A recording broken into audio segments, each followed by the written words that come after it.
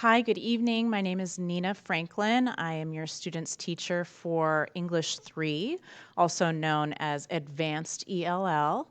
Thank you for taking the time to learn about your students' classes today. So I'll tell you a little bit about myself, about the ELL program here at Briar Terrace, and then show you a little bit what we'll be working on. So this is my 17th year in the Edmond School District. And my own daughters attend Terrace Park. I have a second grader and a fifth grader. I teach ELL, and I also teach English 8 and Social Studies 8. So if your student is a seventh grader in this class, maybe they'll have me next year for English and Social Studies. So the way it works at Briar Terrace is that there's 3 levels depending on your fluency in English. You have beginning, intermediate, and advanced. So English 3, your child's class, is the last fully contained class in the ELL program. After this year, they'll still be supported by the ELL teachers, myself and Ms. Zarek, but they will be in an English 8 class. Or if they're moving on to high school, they'll be in an English 9 class and supported by the ELL teachers at the high school. Okay, it's possible they repeat a year of ELL, but typically that is the progression. So English is reading, writing, speaking, and listening.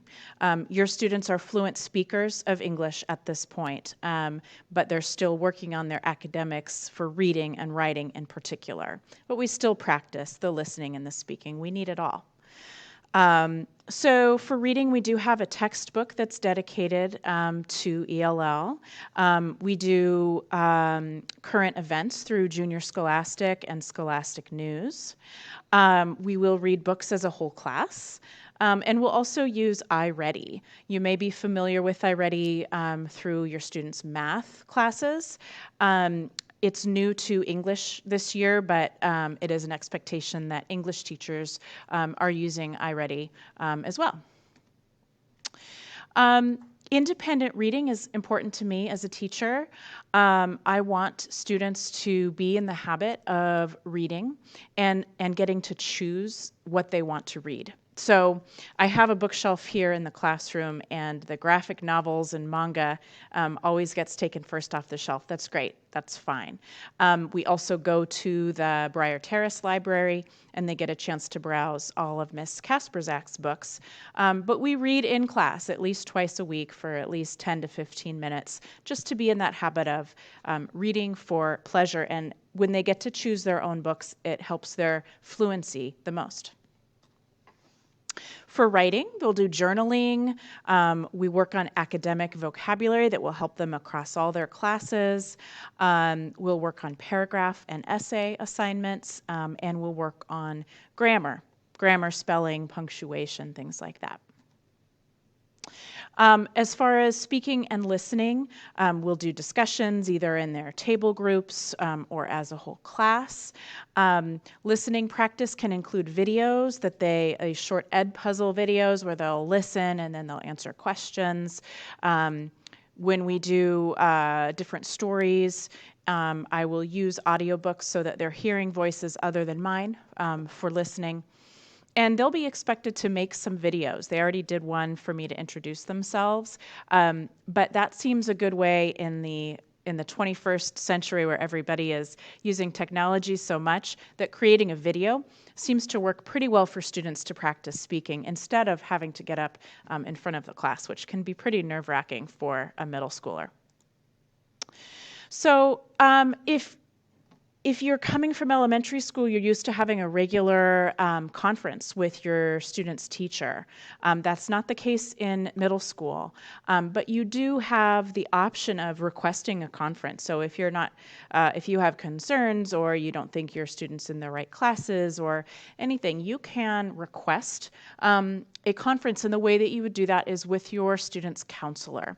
So it's based on your last name, or rather your student's last name. If it's A through LE, for their last name, you would work with Miss Al-Harab.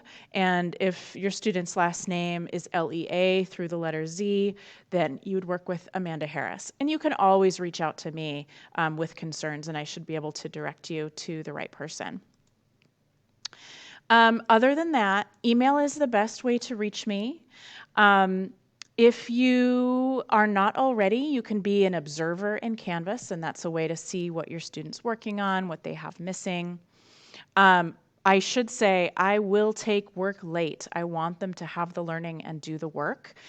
So if they see in Canvas something is marked missing, that missing indicator tells them that they can still turn it in, okay? So pretty much I'll take work up until I have to turn in grades at the end of the quarter. So first quarter goes until November 5th. So don't be discouraged if your student's missing work. They can catch up.